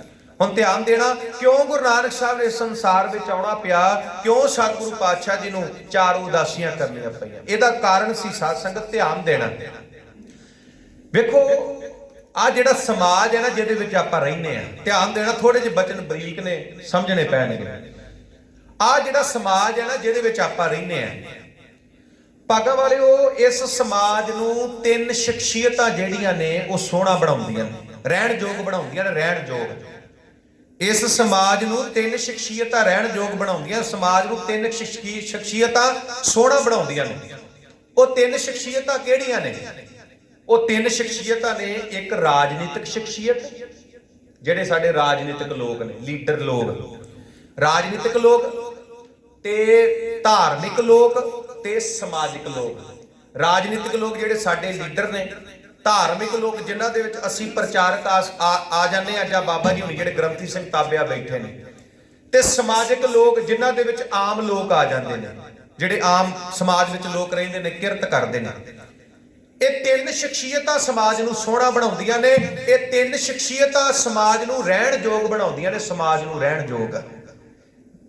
ਭਾਗਾਂ ਵਾਲਿਓ, ਜੇ ਇਹ ਤਿੰਨਾਂ ਸ਼ਖਸੀਅਤਾਂ ਦੇ ਵਿੱਚੋਂ ਇੱਕ ਵੀ ਸ਼ਖਸੀਅਤ ਆਪਣਾ ਫਰਜ਼ ਨਾ ਨਿਭਾਵੇ ਤੇ ਮਾਫ ਕਰਨਾ, ਸਮਾਜ ਵਿੱਚ ਗਿਰਾਵਟ ਆ ਜਾਂਦੀ ਏ, ਸਮਾਜ ਨੀਵੇਂ ਪਾਸੇ ਵੱਲ ਚਲਿਆ ਜਾਂਦਾ ਏ, ਸਮਾਜ ਰਹਿਣ ਯੋਗ ਨਹੀਂ ਰਹਿੰਦਾ। ਸਮਝ ਆ ਗਈ ਜੀ ਗੱਲ ਦੀ ਜਿਹੜੀ ਗੱਲ ਕੀਤੀ ਮੈਂ, ਵੀ ਤਿੰਨ ਸ਼ਖਸੀਅਤਾਂ ਨੇ ਜਿਹੜੀਆਂ ਸਮਾਜ ਨੂੰ ਰਹਿਣ ਯੋਗ ਬਣਾਉਂਦੀਆਂ, ਰਾਜਨੀਤਿਕ ਲੋਕ, ਧਾਰਮਿਕ ਲੋਕ ਤੇ ਸਮਾਜਿਕ ਲੋਕ।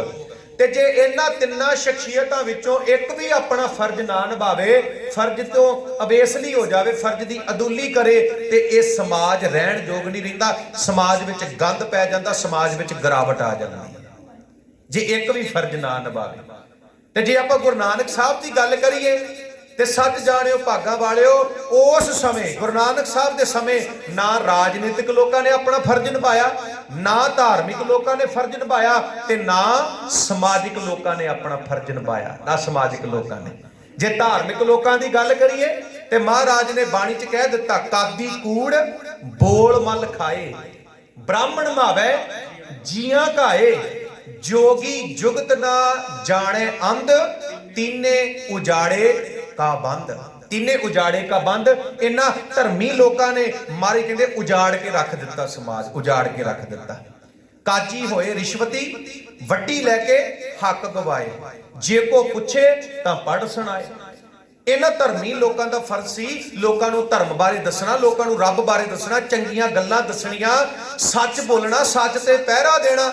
ਪਰ ਸਤਿਗੁਰੂ ਪਾਤਸ਼ਾਹ ਕਹਿੰਦੇ ਇਹ ਤੇ ਜਿਹੜੇ ਧਰਮੀ ਲੋਕ ਨੇ, ਇਹਨਾਂ ਨੇ ਤੇ ਸਮਾਜ ਨੂੰ ਉਜਾੜ ਕੇ ਰੱਖ ਦਿੱਤਾ, ਸਮਾਜ ਨੂੰ ਉਜਾੜ ਕੇ ਰੱਖ ਦਿੱਤਾ। ਜੇ ਆਪਾਂ ਰਾਜਨੀਤਿਕ ਲੋਕਾਂ ਦੀ ਗੱਲ ਕਰੀਏ, ਮਹਾਰਾਜ ਨੇ ਧਰਮੀ ਲੋਕਾਂ ਦੀ ਗੱਲ ਕੀਤੀ। ਜੇ ਰਾਜਨੀਤਿਕ ਲੋਕਾਂ ਦੀ ਗੱਲ ਕਰੀਏ ਤੇ ਮਹਾਰਾਜ ਕਹਿੰਦੇ ਲੱਭ ਪਾਪ ਦੋਏ ਰਾਜਾ ਮਹਿਤਾ, ਕੂੜ ਹੋਆ ਸਿਕਦਾਰ, ਕਾਮ ਨੇਬ ਸਦ ਪੁੱਛੀਏ, ਬਹਿ ਬਹਿ ਕਰੇ ਵਿਚਾਰ। ਸਤਿਗੁਰੂ ਪਾਤਸ਼ਾਹ ਕਹਿੰਦੇ ਕਾਮ ਰਾਜਾ ਬਣਿਆ ਪਏ, ਕ੍ਰੋਧ ਪ੍ਰਧਾਨ ਬਣਿਆ ਪਿਆ, ਤੇ ਜਿਹੜੀ ਜਿਸ ਰਾਜੇ ਦੀ ਬਿਰਤੀ ਕਾਮ ਵਾਲੀ ਹੈ, ਕ੍ਰੋਧ ਵਾਲੀ ਹੈ, ਉਹ ਕਿੱਥੋਂ ਕਿਸੇ ਦਾ ਭਲਾ ਕਰੇਗਾ। ਜਿਹਦੀ ਬਿਰਤੀ ਲੋਭ ਵਾਲੀ ਹੈ, ਉਹ ਕਿੱਥੋਂ ਕਿਸੇ ਦਾ ਭਲਾ ਕਰੇਗਾ। ਜਿੱਥੇ ਮਹਾਰਾਜ ਨੇ ਬਾਣੀ 'ਚ ਕਿਹਾ, ਉੱਥੇ ਭਾਈ ਗੁਰਦਾਸ ਜੀ ਕਹਿੰਦੇ ਨੇ ਰਾਜੇ ਪਾਪ ਕਮਾਉਂਦੇ, ਉਲਟੀ ਵਾੜ ਖੇਤ ਕੋ ਖਾਈ। ਵਾੜ ਕਾਦੇ ਵਾਸਤੇ ਕਰਦੇ ਆ?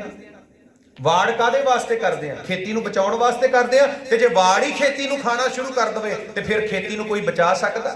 ਭਾਈ ਗੁਰਦਾਸ ਜੀ ਕਹਿੰਦੇ ਨੇ ਜੇ ਮਾਂ ਪੁੱਤੈ ਵਿਸ ਦੇ ਤਾਂ ਕਿਸ ਪਿਆਰਾ। ਮਾਂ ਦਾ ਫਰਜ਼ ਹੈ ਪੁੱਤ ਨੂੰ ਪਾਲਣਾ, ਤੇ ਜੇ ਮਾਂ ਹੀ ਪੁੱਤ ਨੂੰ ਜ਼ਹਿਰ ਦੇ ਦੇਵੇ ਤੇ ਪੁੱਤ ਨੂੰ ਬਚਾ ਸਕਦਾ ਜੀ ਕੋਈ? ਦੱਸੋ ਭਾਗਾਂ ਵਾਲੇ, ਬਚਾ ਸਕਦਾ ਕੋਈ? ਜੇ ਘਰ ਭੰਨੇ ਪਾਹੁਣੂ ਕੌਣ ਰੱਖਣ ਹਾਰਾ। ਭਾਈ ਸਾਹਿਬ ਕਹਿੰਦੇ ਜੇ ਘਰ ਦਾ ਮਾਲਕ ਹੀ ਘਰ ਨੂੰ ਢਾ ਦੇਵੇ, ਜੇ ਘਰ ਦਾ ਮਾਲਕ ਹੀ, ਮੰਨ ਲਓ ਕਿਸੇ ਨੇ 50 ਲੱਖ ਦੀ ਕੋਠੀ ਬਣਾਈ ਤੇ ਮਾਲਕ ਕਵੇ ਵੀ ਮੈਂ ਇਹਨੂੰ ਢਾਉਣਾ, ਤੇ ਉਹਨੂੰ ਕੋਈ ਬਚਾ ਸਕਦਾ? ਉਹਨੂੰ ਕੋਈ ਨਹੀਂ ਬਚਾ ਸਕਦਾ। ਇਸੇ ਤਰ੍ਹਾਂ ਰਾਜਿਆਂ ਦਾ ਹਾਲਤ ਸੀ।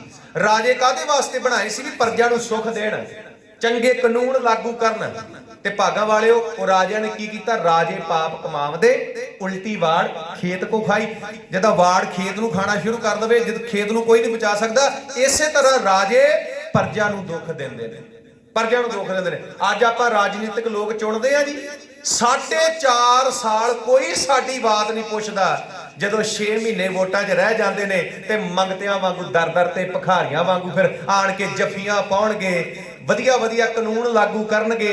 ਫਿਰ ਇਹ ਸੋਚਦੇ ਵੀ 4.5 ਸਾਲ ਤੇ ਕੁਝ ਕੀਤਾ ਨਹੀਂ, 6 ਮਹੀਨੇ ਕੰਮ ਕਰ ਲਿਓ। ਇਹ ਤੇ ਮੂਰਖ ਨੇ, ਇਹਨਾਂ ਫਿਰ ਵੋਟਾਂ ਪਾ ਹੀ ਦੇਣੀਆਂ, ਇਹਨਾਂ ਫਿਰ ਵੋਟਾਂ ਪਾ ਦੇਣੀਆਂ। ਮਾਰੇ ਕਹਿੰਦੇ ਵੀ ਰਾਜਨੀਤਿਕ ਲੋਕ ਵੀ ਆਪਣੇ ਫਰਜ਼ਾਂ ਨੂੰ ਭੁੱਲ ਚੁੱਕੇ ਤੇ ਧਾਰਮਿਕ ਲੋਕ ਵੀ ਫਰਜ਼ਾਂ ਨੂੰ ਭੁੱਲ ਚੁੱਕੇ। ਤੇ ਜੇ ਸਮਾਜਿਕ ਲੋਕਾਂ ਦੀ ਗੱਲ ਕਰੀਏ ਤੇ ਪਾਤਸ਼ਾਹ ਕਹਿੰਦੇ ਅੰਧੀ ਰਈਅਤ ਗਿਆਨ ਵੀ ਹੋਣੀ ਭਾਵੇਂ ਭਰੇ ਮੁਰਦਾਰ।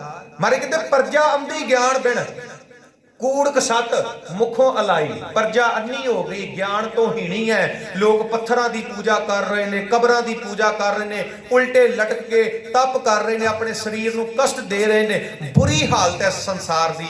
ਤੇ ਅੰਤ ਦੇ ਵਿੱਚ ਮਾਰੇ ਕਹਿੰਦੇ ਵਰਤਿਆ ਪਾਪ ਸਭਸ ਜਗ ਮਾਹੀ। ਕਹਿੰਦੇ ਤਾਂ ਸਾਰੇ ਸੰਸਾਰ ਵਿੱਚ ਪਾਪ ਵਰਤ ਗਿਆ, ਤਾਂ ਸਾਰੇ ਸੰਸਾਰ ਵਿੱਚ ਪਾਪ ਵਰਤ ਗਿਆ। ਤੇ ਇਹ ਜਿਹੜਾ ਪਾਪ ਵਰਤਿਆ, ਇਹ ਜਿਹੜਾ ਪਾਪ ਵਰਤਿਆ, ਤੇ ਜਦੋਂ ਗੁਰੂ ਨਾਨਕ ਸਾਹਿਬ ਨੇ ਵੇਖਿਆ, ਬਾਬਾ ਦੇਖਿਆ ਧਿਆਨ ਧਰ ਜਲਦੀ ਸਭ ਪ੍ਰਿਥਵੀ ਦਸਿਆਈ। ਬਾਝੋ ਗੁਰੂ ਗਵਾਰ ਹੈ ਕਰਦੀ ਸੁਣੀ ਲੁਕਾਈ। ਬਾਬੇ ਭੇਖ ਬਣਾਇਆ ਉਦਾਸੀ ਦੀ ਰੀਤ ਚਲਾਈ। ਚੜਿਆ ਸੋਧਣ ਧਰਤ ਲੁਕਾਈ। ਗੁਰੂ ਨਾਨਕ ਦੇਵ ਮਹਾਰਾਜ ਨੇ ਵੇਖਿਆ ਵੀ ਨਾ ਧਾਰਮਿਕ ਲੋਕ ਆਪਣੇ ਫਰਜ਼ਾਂ ਨੂੰ ਸਮਝ ਰਹੇ ਨੇ, ਨਾ ਰਾਜਨੀਤਿਕ ਲੋਕ ਸਮਝ ਰਹੇ ਨੇ, ਨਾ ਸਮਾਜਿਕ ਲੋਕ ਸਮਝ ਰਹੇ ਨੇ। ਹਾਹਾਕਾਰ ਮੱਚੀ ਹੋਈ ਹੈ, ਧਰਮ ਖਤਮ ਹੋ ਗਿਆ। ਸ਼ਰਮ ਧਰਮ ਦੋਏ ਛੱਪ ਖਲੋਏ ਕੂੜ ਫਿਰੇ। ਪ੍ਰਧਾਨ ਵੇ ਲਾ ਲੋ ਸ਼ਰਮ ਧਰਮ ਕਾ ਡੇਰਾ ਦੂਰ। ਨਾਨਕ ਕੂੜ ਰਿਹਾ ਭਰਪੂਰ। ਹੰਭਾਲ ਵਿਕੁੰਨੀ ਹੋਈ ਅੰਧੇਰੇ ਰਾਹ ਨਾ ਕੋਈ।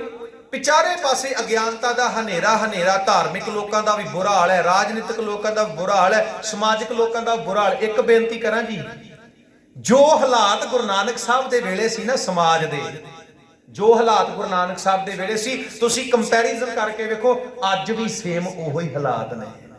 ਕੋਈ ਫਰਕ ਨਹੀਂ ਜੇ, ਇੱਕ ਰੱਤੀ ਪਰ ਫਰਕ ਨਹੀਂ ਜੇ। ਜਿੱਦਾਂ ਦਾ ਸਮਾਂ ਗੁਰੂ ਨਾਨਕ ਸਾਹਿਬ ਦੇ ਵੇਲੇ ਸੀ ਨਾ, ਅੱਜ ਵੀ ਉਦਾਂ ਦਾ ਹੀ ਸਮਾਂ ਹੈ। ਅੱਜ ਵੀ ਉਦਾਂ ਦਾ ਹੀ ਸਮਾਂ, ਅੱਜ ਵੀ ਉਹ ਕੁਝ ਹੀ ਹੋ ਰਿਹਾ ਹੈ। ਨਾ ਰਾਜਨੀਤਿਕ ਲੋਕ ਫਰਜ਼ ਨਿਭਾ ਰਹੇ ਨੇ, ਨਾ ਸਾਡੇ ਵਰਗੇ ਧਾਰਮਿਕ ਲੋਕ ਫਰਜ਼ ਨਿਭਾ ਰਹੇ ਨੇ, ਤੇ ਨਾ ਸਮਾਜਿਕ ਲੋਕ ਫਰਜ਼ ਨਿਭਾ ਰਹੇ ਨੇ। ਤਾਈਓ ਅੱਜ ਸਮਾਜ ਵਿੱਚ ਗਿਰਾਵਟ ਆ ਗਈ। ਤਾਈਓ ਅੱਜ ਪੰਜਾਬ ਰਹਿਣ ਯੋਗ ਨਹੀਂ ਰਿਹਾ। ਮਾਫ ਕਰਨਾ, ਕਿਤੇ ਮਤਾ ਸੋਚਿਓ ਵੀ ਪੰਜਾਬ ਦੇ ਧੀਆਂ ਪੁੱਤ ਕੈਨੇਡਾ ਅਮਰੀਕਾ ਜਾ ਰਹੇ ਨੇ, ਉਹ ਪੈਸੇ ਕਮਾਉਣ ਵਾਸਤੇ ਜਾ ਰਹੇ ਨੇ। ਨਹੀਂ ਸਾਧ ਸੰਗਤ, ਇੱਥੋਂ ਦੇ ਮਾੜੇ ਸਿਸਟਮ ਤੋਂ ਤੰਗ ਹੋ ਕੇ ਉਹ ਬਾਹਰ ਜਾ ਰਹੇ ਨੇ। ਔਰ ਲੋਕਾਂ ਵਿੱਚ ਗੱਲਾਂ ਹੋਣ ਲੱਗ ਪਈਆਂ, ਲੋਕਾਂ ਵਿੱਚ ਇਹ ਗੱਲਾਂ ਹੋਣ ਲੱਗ ਪਈਆਂ ਵੀ ਆਉਣ ਵਾਲੇ 10-20 ਸਾਲਾਂ ਤੱਕ ਇਹ ਕੰਟਰੀ ਰਹਿਣ ਯੋਗ ਨਹੀਂ ਰਹਿਣੀ। ਇਹ ਕੰਟਰੀ ਰਹਿਣ ਯੋਗ ਨਹੀਂ ਰਹਿਣੀ।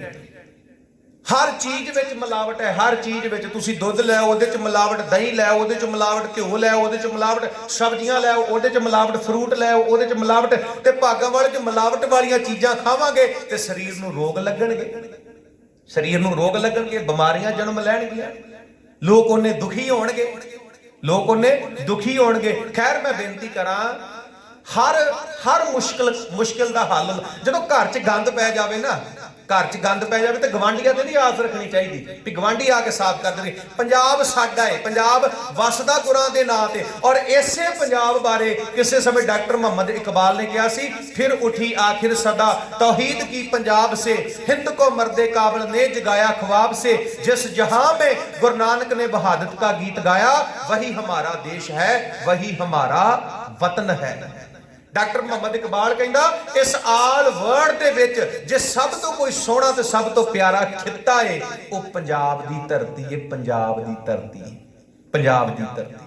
ਤੇ ਜੇ ਅੱਜ ਸਾਡੇ ਘਰ ਵਿੱਚ ਗੰਦ ਪੈ ਗਿਆ ਤੇ ਘਰ 'ਚ ਗੰਦ ਪੈ ਜਾਵੇ ਤੇ ਘਰ ਵਾਲਿਆਂ ਨੂੰ ਸਾਫ਼ ਕਰਨਾ ਪੈਂਦਾ ਹੈ। ਅਸੀਂ ਪੰਜਾਬ ਦੇ ਜੰਮੇ ਪਲੇ ਆ, ਪੰਜਾਬ ਦੇ ਵਾਰਸ ਆ। ਔਰ ਮੈਂ ਬੇਨਤੀ ਕਰਾਂਗਾ ਪੰਜਾਬ ਦੇ ਧੀਆਂ ਪੁੱਤਰਾਂ ਨੂੰ ਵੀ ਇਹ ਨਾ ਸੋਚੋ ਵੀ ਬਾਹਰ ਚਲੇ ਜਾਵਾਂਗੇ ਤੇ ਮਸਲਾ ਹੱਲ ਹੋ ਜਾਵੇਗਾ। ਨਹੀਂ ਭਾਗਾਂ ਵਾਲਿਓ, ਇਹ ਪੰਜਾਬ ਸਾਡਾ ਏ। ਅਸੀਂ ਆਪਣੇ ਪੰਜਾਬ ਨੂੰ ਸੋਹਣਾ ਬਣਾਉਣਾ ਹੈ, ਅਸੀਂ ਇਹਨੂੰ ਰਹਿਣ ਯੋਗ ਬਣਾਉਣਾ ਹੈ। ਕੁਝ ਵੀ ਗਲਤ ਹੋਵੇ, ਗਲਤ ਦੇ ਵਿਰੁੱਧ ਆਵਾਜ਼ ਉਠਾਈਏ, ਗਲਤ ਦੇ ਵਿਰੁੱਧ ਆਵਾਜ਼ ਉਠਾਈਏ, ਗਲਤ ਦੇ ਵਿਰੁੱਧ ਆਵਾਜ਼ ਉਠਾਈਏ। ਕ੍ਰਾਂਤੀ ਲਿਆਂਦੀ ਸੀ ਗੁਰੂ ਨਾਨਕ ਸਾਹਿਬ ਮਹਾਰਾਜ ਨੇ, ਕ੍ਰਾਂਤੀ। ਸਾਧ ਸੰਗਤ, 4 ਉਦਾਸੀਆਂ ਗੁਰੂ ਨਾਨਕ ਸਾਹਿਬ ਮਹਾਰਾਜ ਨੇ ਕੀਤੀਆਂ, 4 ਉਦਾਸੀਆਂ, 4 ਉਦਾਸੀਆਂ। ਤੇ ਧਿਆਨ ਦੇਣਾ, ਮਹਾਰਾਜ ਨੇ ਜਿਹੜੀ ਪਹਿਲੀ ਉਦਾਸੀ ਆਰੰਭ ਕੀਤੀ ਨਾ, ਪਹਿਲੀ ਉਦਾਸੀ ਮਹਾਰਾਜ ਨੇ ਸੁਲਤਾਨਪੁਰ ਲੋਧੀ ਦੀ ਧਰਤੀ ਤੋਂ ਆਰੰਭ ਕੀਤੀ। ਸੁਲਤਾਨਪੁਰ ਲੋਧੀ ਤੋਂ ਮਹਾਰਾਜ ਭੈਣ ਨਾਨਕੀ ਨੂੰ ਮਿਲ ਕੇ, ਕਿਉਂਕਿ ਉੱਥੇ ਹੀ ਰਹਿੰਦੇ ਸੀ, ਭੈਣ ਨਾਨਕੀ ਕੋਲ ਰਹਿੰਦੇ ਸੀ, ਉੱਥੇ ਹੀ ਮੋਦੀਖਾਨਾ ਚਲਾਇਆ, ਉੱਥੇ ਹੀ ਰਹਿੰਦੇ ਸੀ। ਸੁਲਤਾਨਪੁਰ ਤੋਂ ਚੌਥੀ ਉਦਾਸੀ ਆਰੰਭ ਕੀਤੀ, ਪਹਿਲੀ ਉਦਾਸੀ ਆਰੰਭ ਕੀਤੀ। ਤੇ ਮਹਾਰਾਜ ਸਭ ਤੋਂ ਪਹਿਲਾਂ ਰਾਏ ਭੋਇੰ ਦੀ ਤਲਵੰਡੀ ਗਏ, ਜਾ ਕੇ ਮਾਤਾ ਪਿਤਾ ਨੂੰ ਦੱਸਿਆ। ਰਾਗੀ ਜੱਥਾ ਪਹੁੰਚ ਚੁੱਕਾ, ਮੈਂ ਫਤਿਹ ਬੁਲਾਉਣ ਲੱਗਾ। ਜਾ ਕੇ ਮਾਤਾ ਪਿਤਾ ਨੂੰ ਦੱਸਿਆ, ਜਾ ਕੇ ਮਾਤਾ ਪਿਤਾ ਨੂੰ ਦੱਸਿਆ, ਆਪਣੀ ਪਤਨੀ ਨੂੰ ਦੱਸਿਆ कि मैं इस संसार दे विच ठंड वरताउण वास्ते जाना, लोकां नूं सिद्धे राह पाउण वास्ते जाना। हुण ध्यान देना साध संगत, ਮਹਿਤਾ ਕਲਿਆਣ ਦਾਸ जिन्हां दी उम्र उस समय बहुत हो गई सी, बजुर्ग हो गए सन। माता तृप्ता दी उम्र भी बहुत सी। माता सुलखणी सी गुरु नानक साहब दी पत्नी, गुरु नानक साहब दी घरवाली, 2 बच्चे सन, बाबा श्री चंद, बाबा लक्ष्मी दास। ते जदों सुल्तानपुर लोधी तो महाराज राए भोए दी तलवंडी गए ते माता पिता खुश होए, पत्नी खुश होई, बच्चे खुश होए भी गुरु नानक साहब घर आ गए ने, सारे बहुत खुश है। पर जदों गुरु नानक साहब ने दसिया ना कि सानू ये संसार नूं सिद्धे राह पाउण वास्ते जाना पैना है, साल भी लग सकदा, 2 साल भी लग सकदे ने, ते हो सकदा भी दोबारा मेल ही ना होण। ते किते सोच के वेखो साध संगत, ਮਹਿਤਾ ਕਲਿਆਣ ਦਾਸ पता की कहिंदे? ਮਹਿਤਾ ਕਲਿਆਣ ਦਾਸ ਕਹਿੰਦੇ भी इक्को एक साडा पुत्तर है, ये साडा आसरा है। हुण पुत्रा फर्ज बनता है तेरा भी तू साडी सेवा कर, असीं बजुर्ग हो चुके हैं। ਮਹਿਤਾ ਕਲਿਆਣ ਦਾਸ ਨੂੰ पता गुरु नानक देव सच्चे पातशाह महाराज की कहंदे? कहंदे भी तुहाडा रब ने नां कल्याण दास रखिया, सोच समझ के रखिया, तुहाडा ते कल्याण हो गया, तुहाडा ते कल्याण हो गया, पर अजे इस संसार दा कल्याण नहीं होया, वो मैं करना है। माता तृप्ता ने रोकिया ते गुरु नानक साहब कहंदे माता जी तुहाडा नां रब ने बड़ा सोच समझ के रखिया तृप्ता, तुसीं तृप्त हो गए हो, पर संसार अजे तृप्त नहीं होया।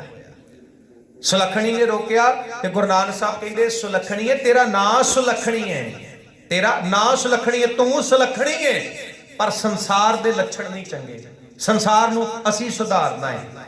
ते सच जाणिओ परिवार दे विछोड़े दा दुख जिहड़ा है वो गुरु नानक देव महाराज नूं संसार दे दुख दे अगे बहुत छोटा लगा ते गुरु नानक देव महाराज ने फैसला कीता कि जिहड़ा है वो घर-बार छड्डना पैना है, संसार नूं सिद्धे राह पाउण वास्ते, संसार नूं सुधारन वास्ते, राजनीतिक धार्मिक समाजिक लोकां नूं अपने फर्जां तो सुचेत कराउण वास्ते, अपने फर्जां तो जाणू कराउण वास्ते। पहली उदासी गुरु नानक साहब हिंदू तीर्थां वल करदे ने, दूजी उदासी महाराज ਸਮੇਰ ਪਰਬਤ ਤੇ ਜਾਂਦੇ ਨੇ, ਸਿੱਧਾਂ ਨੂੰ ਸਮਝਾਉਂਦੇ ਨੇ, ਤੀਜੀ ਉਦਾਸੀ ਸਤਿਗੁਰੂ ਪਾਤਸ਼ਾਹ ਇਸਲਾਮਿਕ ਸਟੇਟ ਵੱਲ ਜਾਂਦੇ ਨੇ, ਤੇ ਚੌਥੀ ਉਦਾਸੀ ਧੰਨ ਗੁਰੂ ਨਾਨਕ ਦੇਵ ਸੱਚੇ ਪਾਤਸ਼ਾਹ ਮਹਾਰਾਜ ਅਚਲ ਬਟਾਲੇ ਤੇ ਮੁਲਤਾਨ ਦੀ ਧਰਤੀ ਤੇ इधर नूं सतगुरु पातशाह चौथी उदासी करते हैं।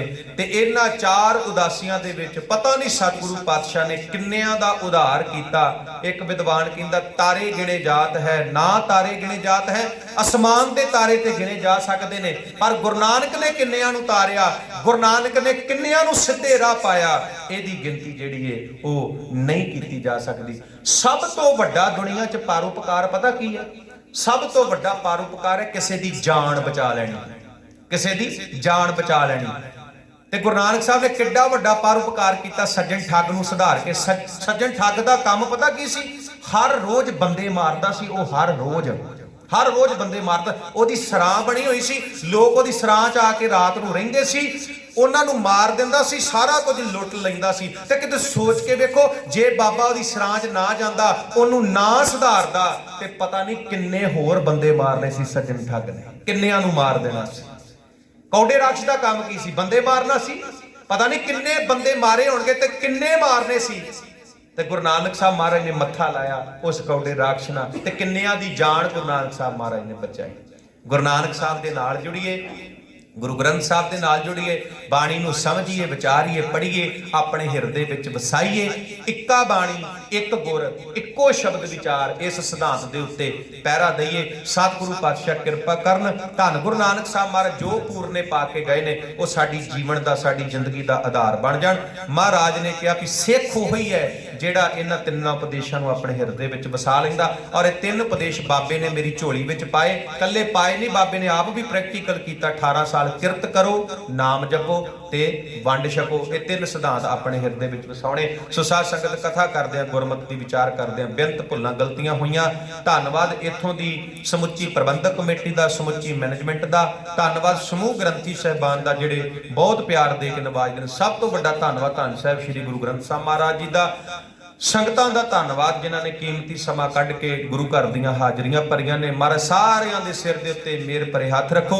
ਕਲਗੀਧਰ ਪਾਤਸ਼ਾਹ ਦਾ ਸਥਾਨ ਹੈ, ਭਾਵਨਾ ਨਾਲ ਆਇਆ ਕਰੋ। ਹਰ ਭਾਵਨਾ ਗੁਰੂ ਗੋਬਿੰਦ ਸਿੰਘ ਸੱਚੇ ਪਾਤਸ਼ਾਹ ਮਹਾਰਾਜ ਪੂਰੀ ਕਰਨਗੇ। ਤੇ ਮੈਂ ਅਕਸਰ ਬੇਨਤੀ ਕਰਦਾ ਹੁੰਨਾ, ਜੇ ਜਿਉਂਦੇ ਜੀ ਮਾਣ ਕਰਨਾ ਹੈ, ਇਸ ਗੱਲ ਤੇ ਮਾਣ ਨਾ ਕਰੋ ਮੇਰੇ ਕੋਲ ਬਹੁਤ ਵੱਡੀ ਕੋਠੀ ਹੈ, ਬਹੁਤ ਵੱਡੀ ਗੱਡੀ ਹੈ, ਬਹੁਤ ਪੈਸਾ। ਮੈਂ ਕਹਿੰਦਾ ਜੇ ਮਾਣ ਕਰਨਾ ਹੈ ਤੇ ਜਿਉਂਦੇ ਜੀ ਇਸ ਗੱਲ ਤੇ ਮਾਣ ਕਰੋ, ਸਾਨੂੰ ਗੁਰੂ ਗੋਬਿੰਦ ਸਿੰਘ ਵਰਗਾ ਗੁਰੂ ਮਿਲਿਆ ਹੈ, ਸਾਨੂੰ ਗੁਰੂ ਨਾਨਕ ਸਾਹਿਬ ਵਰਗਾ ਗੁਰੂ ਮਿਲਿਆ, ਸਾਨੂੰ ਗੁਰੂ ਗ੍ਰੰਥ ਸਾਹਿਬ ਵਰਗਾ ਗੁਰੂ ਮਿਲਿਆ। ਫਤਿਹ ਪ੍ਰਵਾਨ ਕਰੋ ਜੀ। ਭੁੱਲ ਗਲਤੀ ਦੀ ਖਿਮਾ। ਵਾਹਿਗੁਰੂ ਜੀ ਕਾ ਖਾਲਸਾ, ਵਾਹਿਗੁਰੂ ਜੀ ਕੀ ਫਤਿਹ।